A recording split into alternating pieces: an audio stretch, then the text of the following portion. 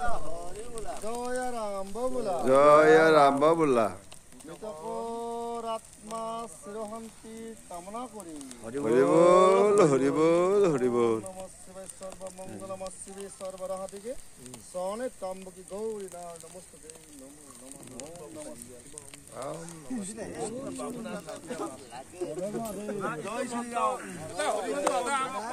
মই আছিলে বহুত সৌভাগ্য মোৰ মামা হয় মোৰ মামা এইটো আপোনাৰ হৰগোবিন্দ মামা দীনেশ মামা এই দীনেশ মামা আৰু আপোনাৰ মই আচলতে আজি এই আপোনাৰ নামটো কি শৈলেন বস্তুৰ আজি যিটো আপোনাৰ মৰ্মান্তিক ঘটনা আচলতে ঘৰৰ কাৰণে আচলতে মৰ্মান্তিক বেদনাদায়ক আৰু সেই আচলতে শ্মশানত আছোঁ এই শ্মশানত আজি শ্মশানৰ আপোনাৰ অন্ত্যেষ্টিক্ৰিয়াত পঞ্চভূত আজি শৰীৰ ইয়াতে আচলতে মিলিন হ'ল আৰু এতিয়া আমি ইয়াৰে পৰৱৰ্তী হেৰিলৈকে আপোনালোক যাব ভগৱন্তে যে ভাল জেগাই দিয়ে আমাৰ এটাই খালি তেওঁৰ যাতে আত্মা যাতে ভগৱন্তে ভাল জেগা দিয়ে সদ্গতি দিয়ে আমি সেইটোৱে কামনা আৰু কৃষ্ণ আৰু আমি এই যিটো আপোনাৰ মৰ্মান্তিক ঘটনা ইয়াৰ আচলতে ইয়াৰ গুৰিটো আচলতে আজি যিটো সমাজত যিটো আপোনাৰ 35ৰ বিলো যিবিলাক ল'ৰা আচলতে এনেকুৱা ঘটনা হৈ আছে আচলতে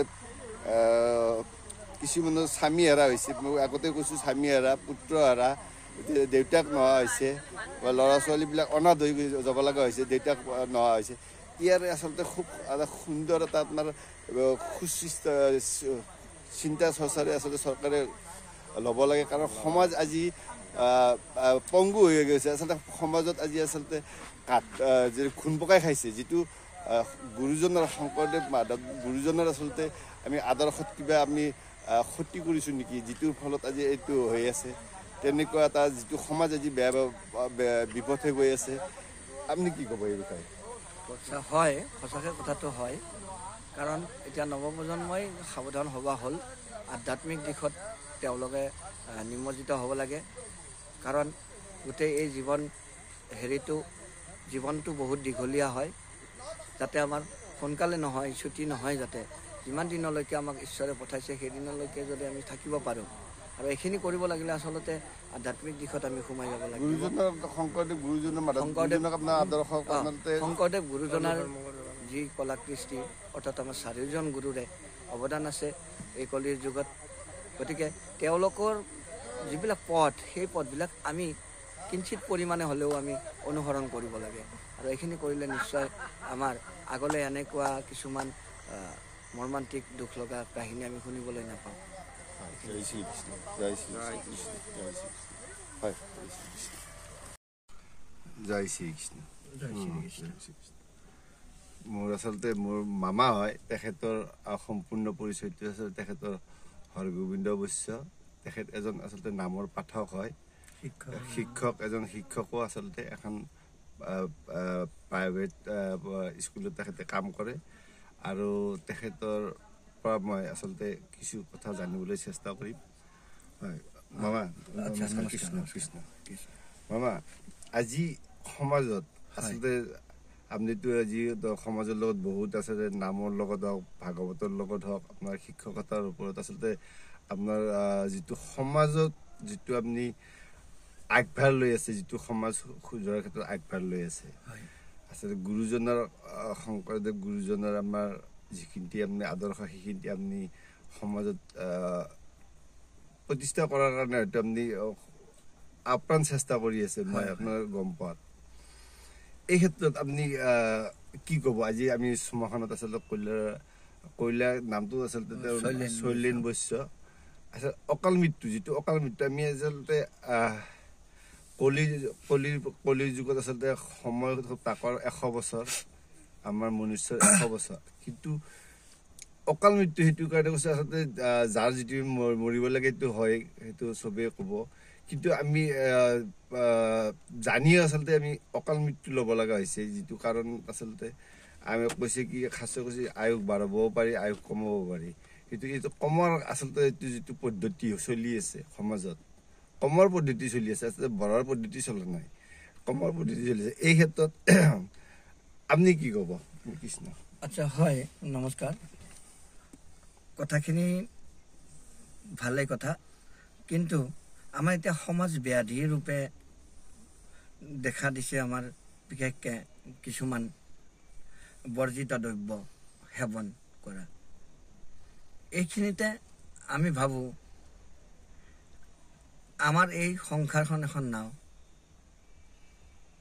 সেই নাওখনৰ কাণ্ডাৰী হ'ল আমি পিতৃ মাতৃ দুজন। এই পিতৃ মাতৃ সেই নাওখনত থকা যাত্ৰীবোৰ হ'ল আমাৰ সতি সন্তানবোৰ। নাওখনত নিৰ্ভৰ কৰে ইমান 7-8টা পানীৰ দুজন মানুহৰ ওপৰত, গৰিয়াল বঠা আৰু আগবঠা বুলি কয়। সেই দুজন আন কোনো নহয়, মাক দেউতাক হয়। এই সংসাৰ নাওখন চলাওঁতে আমি সতি সন্ততিসমূহক আধ্যাত্মিক দিশত নিমজ্জিত কৰাব লাগে। অৰ্থাৎ আমি কিছুমান এনেকুৱা নীতিবাচক কাহিনীৰে তেওঁলোকৰ মনবোৰ আমি জয় কৰিব লাগে, আৰু এইবোৰ পালে লাহে লাহে তেওঁলোকে আধ্যাত্মিক দিশত নিমজ্জিত হ'ব। যেতিয়া সম্পূৰ্ণৰূপে আধ্যাত্মিক দিশত দেহতত্বৰ কথা যেতিয়া বুজি পাব, তেওঁলোকে আমাৰ অসামাজিক যিবোৰ কাম আছে এই কামবোৰ কৰিবলৈ নিশ্চয় সাহস নকৰিব। ইয়াৰ মূলতে আমি মাক দেউতাকবোৰ আচলতে এনেকুৱা হ'ব লাগে। জ্ঞানী মানুহবোৰে কয় যে ছোৱালী মানুহৰ বান্ধৱী হ'ব লাগে মাতৃ, মাক, আৰু ল'ৰাবোৰৰ বন্ধু হ'ব লাগে বাপেকবোৰ। এওঁলোকৰ মাজত যদি এখন ঘৰৰ ল'ৰাটোৰ বাপেকৰ আগৰ জন্মৰ অৰ্থাৎ আগৰ সময়খিনিৰ কথা তেওঁ ল'ৰাক দিব লাগে ফ্ৰেণ্ডলি বন্ধু হিচাপে, কাৰণ তেওঁলোকে জীৱনৰ খলা বোমাবোৰ পাৰ হৈ আহিছে। খলা বোমা জীৱন সংসাৰখনত, এই সংসাৰখনত খালা বোমা যদি থাকেই, খালা বোমা থাকেই। এই খালা বোমাবোৰ যিবোৰ আমাৰ পাৰ হৈ আছে একোটা অভিজ্ঞতা। এই অভিজ্ঞতাবোৰ যেতিয়া আমি আমাৰ ল'ৰা ছোৱালীবোৰৰ মাজত ফ্ৰেণ্ডলি কথা পাতিম, তেওঁলোকৰ যিটো যৌৱন কাল, সেইখিনি আচল ধুমুহাৰ কাল মানুহৰ। তেতিয়া তেওঁলোকৰ ইন্দ্ৰিয়বোৰ সবল হৈ থাকে, ইন্দ্ৰিয়ৰ মতে পৰিচালিত হয়। তাত বাধা দিব লাগে আচলতে আমি মা দেউতাবোৰে। আধ্যাত্মিক দিশ যেতিয়া সোমাব, এইবোৰ তেওঁলোকে আচলতে তাৰ পৰা নোহোৱা হ'ব। তো গতিকে এতিয়া আমি এই আয়ুসটোৰ কথা, ভাগিনা আয়ুসৰ কথা অলপ উল্লেখ কৰিছে। আয়ুসটো জীৱই জন্ম পোৱাৰ পিছৰ পৰা বোলে এইটো দিয়ে, বিধিয়ে দিয়ে এইটো, কিন্তু নিৰ্ধাৰিত আয়ুস দিয়ে। সেই আয়ুসটো আচলতে আমি চুবও পাৰোঁ সময়সীমাখিনি, আৰু নুচুবও পাৰোঁ। এতিয়া বৰ্তমান নৱপ্ৰজন্ম নোচোৱা হৈ গৈছে, এইটো আমাৰ পৰিলক্ষিত হৈছে। বাঢ়াব পাৰি কেনেকৈ?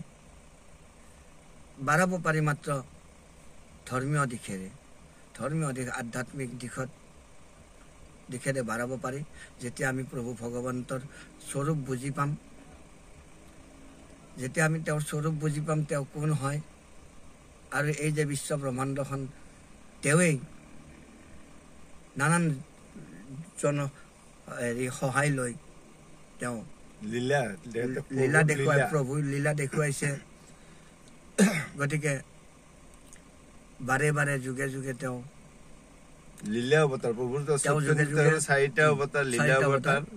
যুগে যুগে অৱতাৰ হয়। এইটো কাৰণে যদা যদা হি ধৰ্মস্য গ্লানি ভৱতি ভাৰতম অদ্ভুত স্থানম তদৎমানম শ্ৰী জন্মহম। সাধু সংস্থাপনৰ অৰ্থে সম্ভৱ আমি যুগে যুগে।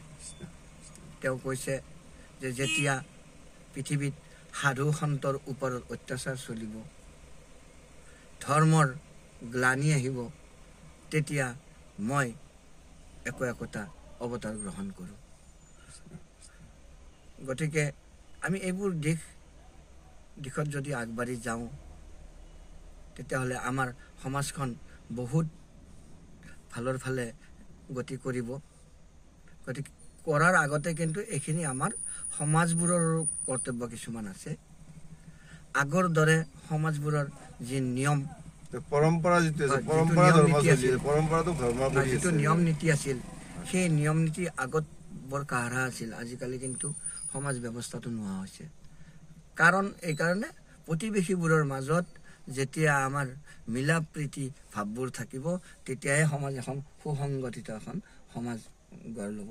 আৰু সুসংগঠন এই সমাজবোৰে একোজন নৱপুৰুষৰ জন্ম দিব। খুব ডাঙৰ কথা, খুব ডাঙৰ কথা।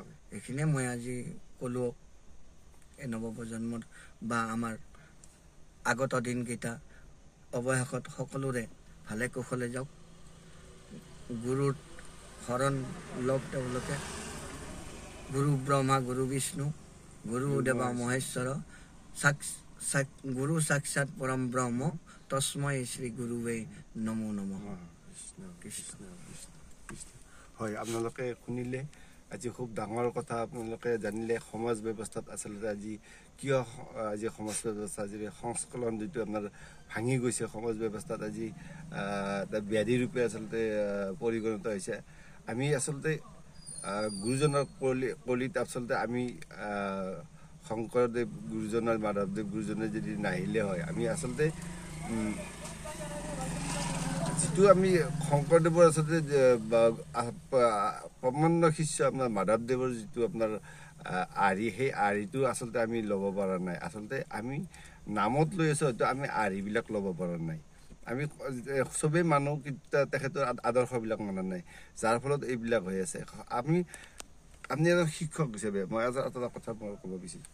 শিক্ষক হিচাপে আমাৰ শিক্ষা ব্যৱস্থাত আমি আগতে নীতি শিক্ষা পাইছিলোঁ, বা আমি আচলতে স্কুলত যোৱাৰ আগতে আচলতে আমি প্ৰাৰ্থনা কৰিছিলোঁ। আপুনি মুক্তি নিস্পৃহা যিটো তেনেকুৱা আমি গাইছিলোঁ। মুক্তি তাতে সোমোৱাৰ আগতে আচলতে প্ৰাৰ্থনা গোৱাৰ লগে লগে মনত এটা তৰংগ সৃষ্টি হয়, যিটো এটা ভগৱানৰ আচলতে তৰংগ সৃষ্টি হয়।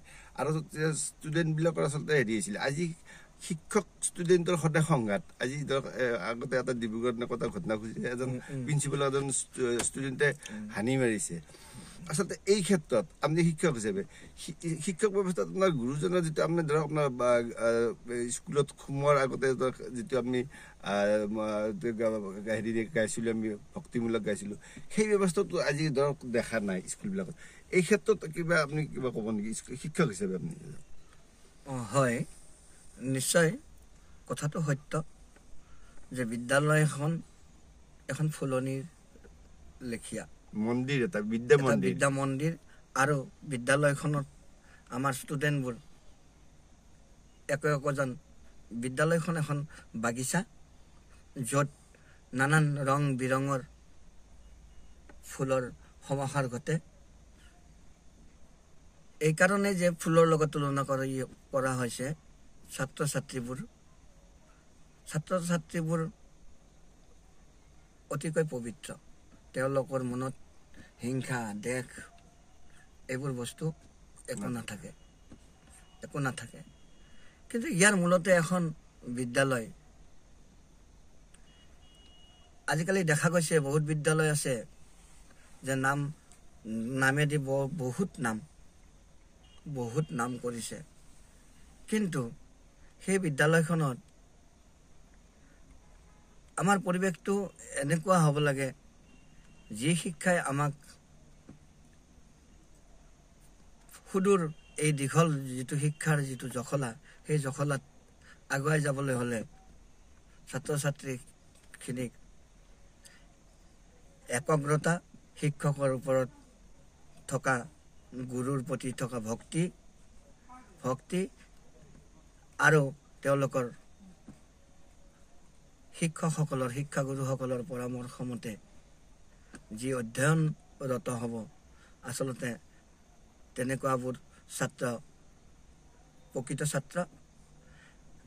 বিশেষকৈ আমাৰ এতিয়া এটা দেখা গৈছে যে আমাৰ পাৰ্চেণ্টেজৰ ওপৰত গুৰুত্ব বেছিকৈ দিছে।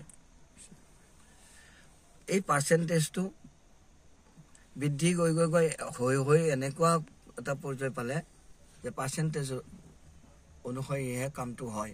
কিন্তু এনেকুৱা এজন ষ্টুডেণ্ট থাকে যিয়ে জানি বুজি প্ৰতিটো প্ৰকৃতিৰ বস্তুৰ ওপৰত তেওঁৰ যিটো সামূহিক এটা মনোভাৱ আৰু সেই ছাত্ৰজনৰ যি শিক্ষাগুৰুৰ প্ৰতি থকা শ্ৰদ্ধা, পিতৃ মাতৃৰ প্ৰতি থকা শ্ৰদ্ধা বা তেওঁলোকৰ যিটো আশা, সেই আশাটোক ৰূপ দিবলৈ যাব লাগে আমাৰ ছাত্ৰ ছাত্ৰীবোৰ। আৰু ৰূপ দিব পাৰে সেইবোৰেহে যিয়ে আদৰ্শ নীতিত অধ্যয়নটো আগবঢ়াই লৈ গৈছে। আৰু ইয়াত ভক্তিৰ কথা আছে ছাত্ৰ ছাত্ৰীবোৰৰ। ৰাতিপুৱা যেতিয়া বিদ্যালয় আৰম্ভ হ'ব, বিদ্যালয় আৰম্ভ হোৱাৰ আগত প্ৰাৰ্থনা এটা হয়। প্ৰাৰ্থনাটোৰ আগত কিছু আচলতে আমাৰ শিক্ষক শিক্ষয়িত্ৰীবোৰৰ আগতে এটা চমু ভাষণ থাকিব লাগে। সেই চমু ভাষণটোত এনেকুৱা কথা থাকিব লাগে, আমি প্ৰাৰ্থনাটো কিয় কৰিব লাগে, প্ৰাৰ্থনা কৰিলে আমাৰ কি লাভ হয় বা প্ৰাৰ্থনাই এজন ছাত্ৰক কেনেকুৱা এটা মনৰ উৎসাহ দিব পাৰে। কাৰণ আমাৰ শিক্ষাৰ বিদ্যাৰ অধিষ্ঠাত্ৰী দেৱী সৰস্বতী পূজাৰ দিনাখন দেখা যায় যে আছামে বেলেগ বেলেগ কৰি থাকে, কিন্তু এটা যে গভীৰ ধাৰণা আহিব লাগে। গতিকে সেয়েহে মই কওঁ, স্কুলবিলাকত পৰিচালনাত আচলতে শিক্ষকবোৰৰে আগতেই স্থান, তেওঁলোকৰ মাজত বিভেদ নাৰাখি ধুনীয়াকৈ বিদ্যালয়খনৰ উন্নতি কেনেদৰে কৰিব পাৰি আৰু সেই বিদ্যালয় পথাৰখনত যিবোৰ শস্য অৰ্থাৎ ছাত্ৰ ছাত্ৰীবোৰৰ আমি কেনেদৰে আগুৱাই নিব পাৰোঁ এক সঁচা শিক্ষাৰে, সেইটোহে আমি আচলতে ভাবিব লাগে। এইখিনিয়ে ক'লোঁ আজি। মই আপোনাৰ বৰ সুন্দৰ আজি ভাষণ পালোঁ। আজি তেখেতৰ আজি সুমধুৰ আজি যিখিনি ভাষণ, আজি মোৰ আচলতে ইউটিউব চেনেল দিব বিচাৰোঁতে আপোনালোকক দিবলৈ পাই মই অতিকৈ আনন্দিত। জয় শ্ৰীকৃষ্ণ, জয় শ্ৰীকৃষ্ণ, জয় শ্ৰীকৃষ্ণ।